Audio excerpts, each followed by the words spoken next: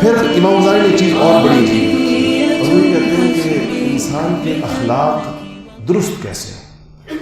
یعنی انسان اتنی اونچی چیزیں اس کے اندر پیدا کیسے ہیں. تو انہوں نے اس کی 4 صورتیں لکھی، کہا کہ 4 شکلیں ہیں انسان کے اخلاق درست ہونے کی. یہ دیکھیں، یہ تجربات ہیں اس شخص کے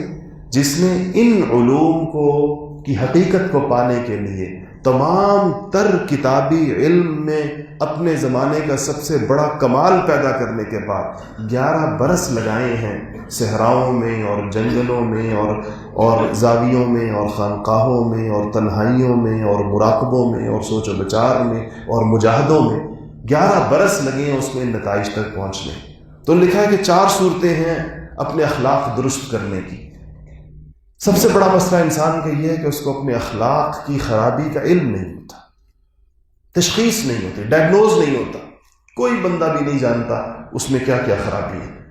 اس کے اگر آپ ان 3 چیزوں کو بھی بنیاد بنا لیں، اس کے علم میں کیا بے اعتدالی ہے، اس کی قوت غضبیہ میں کیا بے اعتدالی ہے، اور اس کی شہوانی قوتوں میں کیا بے اعتدالی ہے، ان بے اعتدالیوں کو انسان جانتا نہیں. تو امام غزالی نے لکھا ہے کہ 4 صورتوں میں سے جو پہلی صورت ہے اس کی اصلاح کی، وہ انسان کو شیخ طریقت کی ضرورت ہے، شیخ کی ضرورت ہے، مرشد کی ضرورت ہے. ایسے ایک سمجھدار، ہوشیار، ان سارے مراحل سے گزرے ہوئے ایک ماہر نفسیات، ایک اچھے جو ان انسانی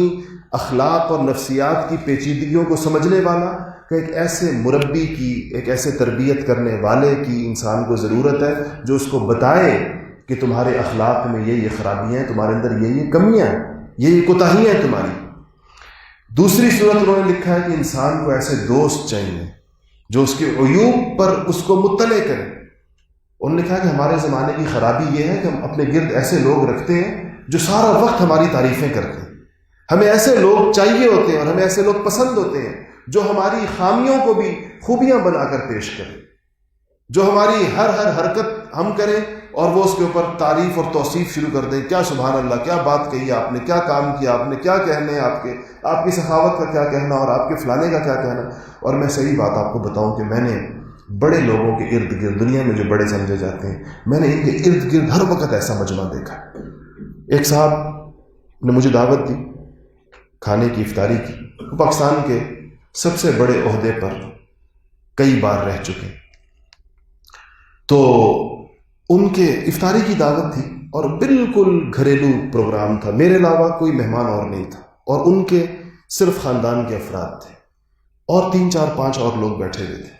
آپ یقین کریں وہ 3 4 5 لوگ اس روزے کی حالت میں اور افطاری کے وقت میں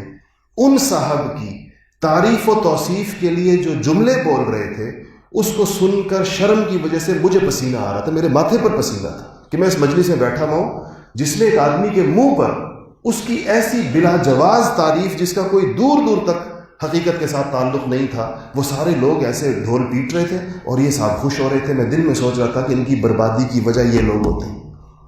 ان کو تباہی کے گڑھے تک پہنچانے والے یہ ان کے لوگ ہوتے ہیں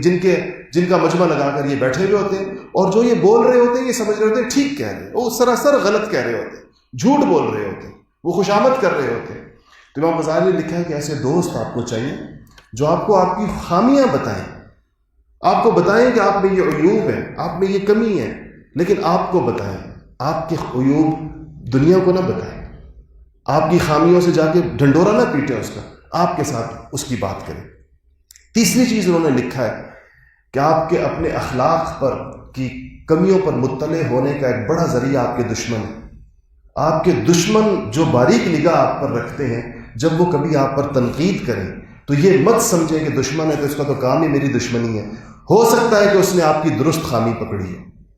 ہو سکتا ہے کہ اس کو آپ کی درست بات پتہ چلی ہو، اس لیے اپنے دشمنوں کی تنقید کو بھی بنظر انصاف دیکھیں اور سوچیں کہ واقعی اس کے اندر ہو سکتا ہے کہ ایسی کوئی بات ہو جس کو اس نے تاڑ لیا، جس نیت سے بھی تاڑا، اس کی نیت کو بھی چھوڑیں، اس کے ارادے کو بھی چھوڑیں، اس کی دشمنی کو بھی چھوڑیں، اس بات کو سوچیں جو وہ آپ کے بارے میں کہہ رہا ہے. اور چوتھا انہوں نے کہا کہ اپنے اخلاق کو جانچنے کے لیے لوگوں کے اخلاق کو آئینہ بنانا. آپ کو یقیناً لوگوں کے ساتھ معاملہ کرتے ہوئے لوگوں کی کچھ باتیں ناگوار گزرتی ہوں گی،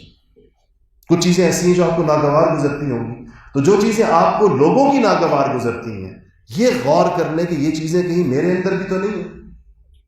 یہ چیزیں کہیں میں بھی تو نہیں کرتا ایسے ہی، کیونکہ اپنی چیز انسان کو نہیں پتہ چل رہی ہوتی، لیکن جب لوگ کسی سے آپ کو تکلیف پہنچے، اس کے اخلاق کی وجہ سے آپ کو کوئی اذیت پہنچے، کوئی آپ کو دشواری ہو، آپ کو کوئی بات بری لگے، تو اس کو آئینے کی طرح اپنے آپ کو اس کے اندر فوراً دیکھ لیں کہ یہی عادت کہیں میری بھی تو نہیں،